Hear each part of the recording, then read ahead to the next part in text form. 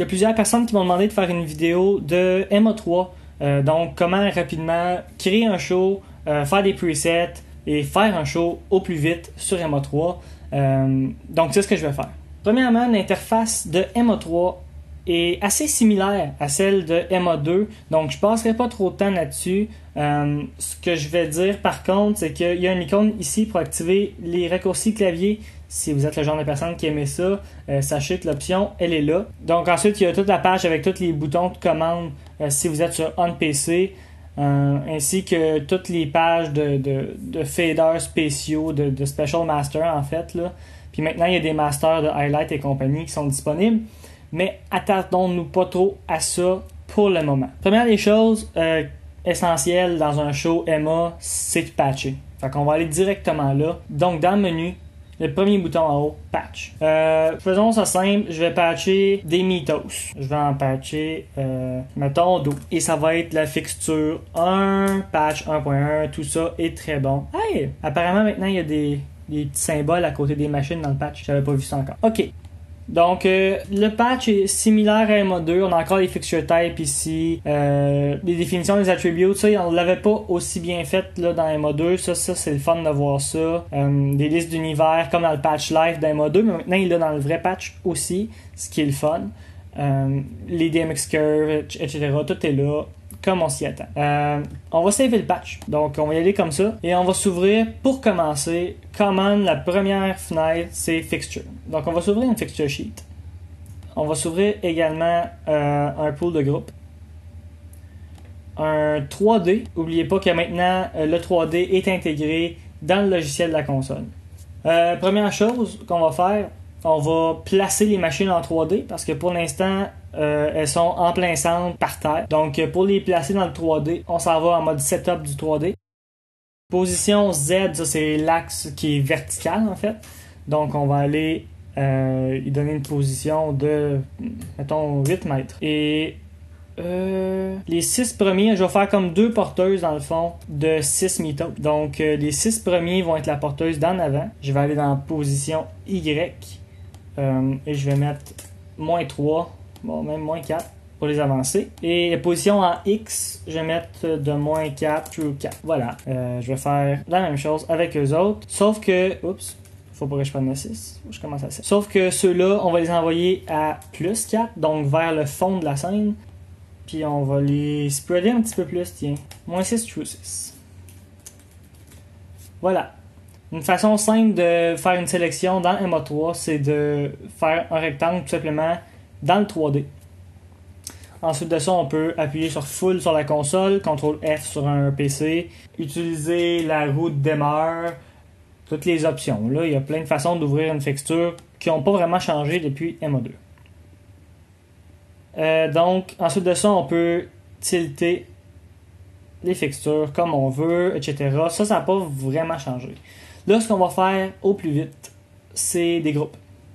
Donc, on va storer un groupe. Ça va être ma première porteuse. Puis un autre groupe qui va être ma deuxième porteuse.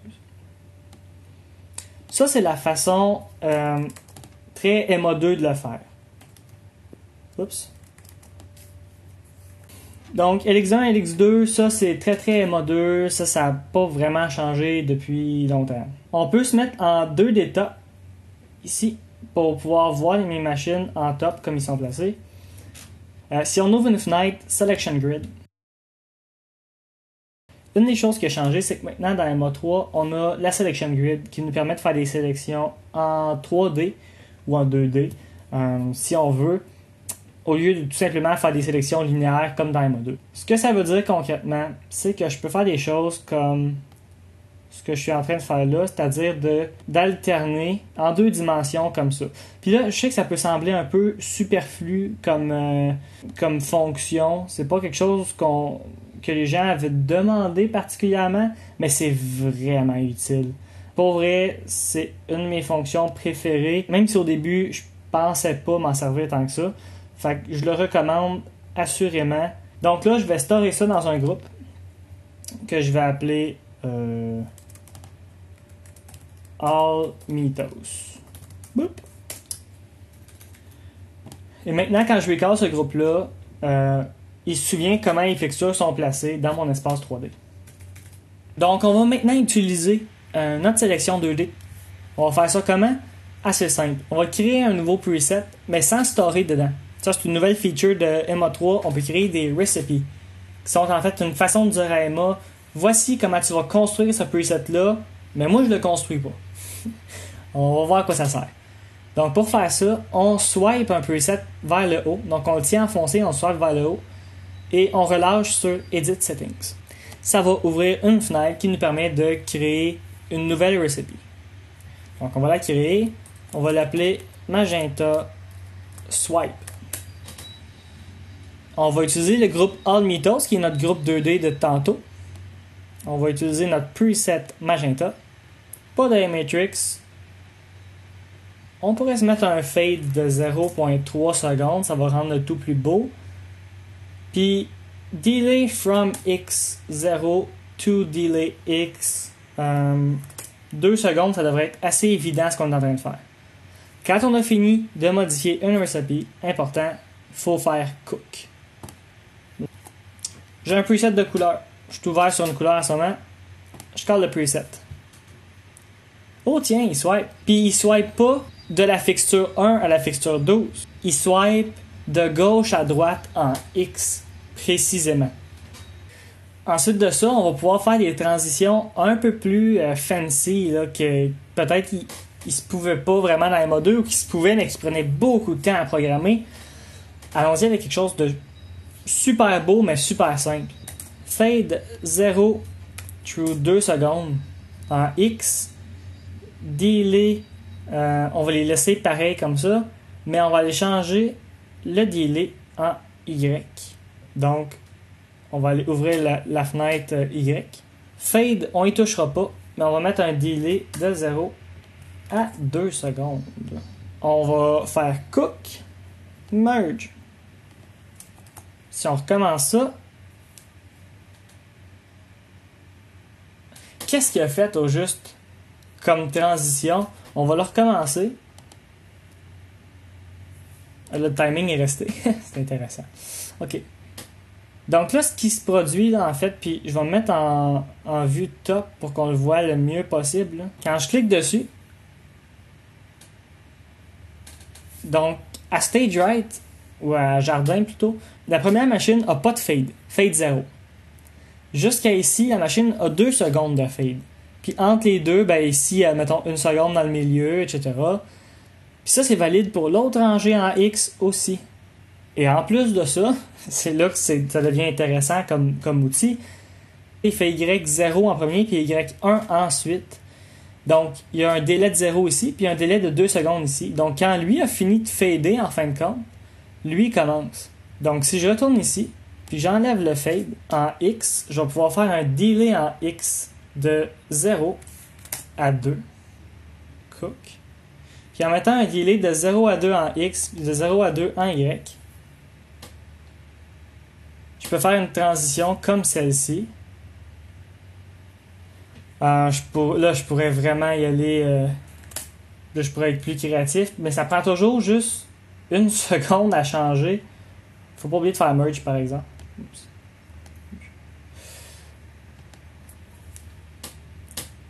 Puis là, on voit que la transition se fait un peu en même temps. Puis on peut vraiment faire des transitions très intéressantes, très rapidement avec ça. Et c'est à ça que ça sert de faire des groupes en 2 dimensions. Dernière chose que je veux voir, une fois qu'on sait comment faire des presets, on va faire des queues. Donc on va s'ouvrir... on va se créer une nouvelle séquence. Donc là, j'ai une séquence ici. Je vais la nommer. Tiens, on va l'appeler tutoriel. Et là, il y a plusieurs façons de faire un queue. Là, ce que j'ai fait select. J'ai cliqué sur la séquence. Pour que maintenant, quand je fais go, spacebar dans le PC ou le gros bouton go sur une Emma 3, une vraie, ça devient cette séquence-là qui va faire go automatiquement. Donc, il y a 2 façons de faire un queue. Ou bien je prends. Puis là, je vais rouvrir mon pool de presets pour qu'on puisse faire des queues. Là. Donc, si j'ouvre eux autres, je les mets en cyan, parfait. Je peux tout simplement faire Store Queue 1. Il existe déjà, je vais le merger. Bon. Wow. Je fais go, ça ouvre le Q1. That's it. Comme dans la MO2, pareil. Puis là, évidemment, je peux aller là. Je peux mettre un fade de 2 secondes si ça me tente. Puis là, quand je vais faire go, ça va fader en 2 secondes. Ça n'a rien changé. Tout est pareil comme c'était. On va aller éditer ça. Puis on va faire store Q2. Là, j'ai rien dans le programmeur. Je store un Q vide. Tout simplement. Je vais faire go, je vais aller dans Q2. Et je vais le nommer Magenta Swipe. Je sais pas si vous voyez où je m'en vais avec ça, là, mais c'est ça, New Recipe ici. Oh, tiens, comme dans les presets. Swipe Magenta. Groupe Mythos. Preset. Notre preset de swipe. Et voilà. Aussi simple que ça. Puis là, je peux juste... je sais plus si je suis obligé de le faire cook, mais on va le faire quand même. Cook Q2. Voilà. Donc là, si je fais go back, là, on est là, tout va bien. Quand je vais faire go, c'est notre swipe de tantôt qui apparaît là. Puis là, maintenant, on va aller faire quelque chose ensemble. Je vais revenir à mon premier Q pour l'instant. Je vais aller éditer mon preset 13, puis je vais changer le preset de couleur. On va mettre bleu à la place. Cook, merge. Quand je fais go, le Q est bleu. Donc, il référence le numéro du preset et non la valeur. Donc ça permet de vraiment cloner son show file sur une rig dans laquelle on arrive très rapidement. C'est une des grosses forces de MO3. C'est pour ça que je voulais le montrer. Je trouve ça très important de le savoir puis de l'utiliser autant que possible.